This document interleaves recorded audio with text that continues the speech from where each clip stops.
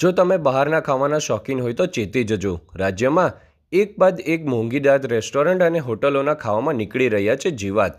ત્યારે વલસાડના અબ્રામા ખાતે આવેલ કોફી કલ્ચરમાં ગ્રાહક દ્વારા મંગાવવામાં આવેલ મેક્સિકન સિઝલરમાં નીકળ્યો હતો કીડો.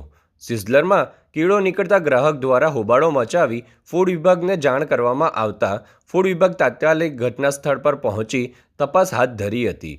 ફૂડ વિભાગની તપાસમાં હોટલના કિચનમાં ગંદકી સામે આવી હતી, જેને લઈ ફૂડ વિભાગ દ્વારા ગ્રાહકના આરોગ્ય સાથે ચેડા કરતી કોફી કલ્ચર કેફે સામે કાર્યવાહી હાથ ધરી હતી. ફૂડ વિભાગ દ્વારા કોફી કલ્ચર હોટલને નોટિસ આપી કાર્યવાહી હાથ ધરી હતી.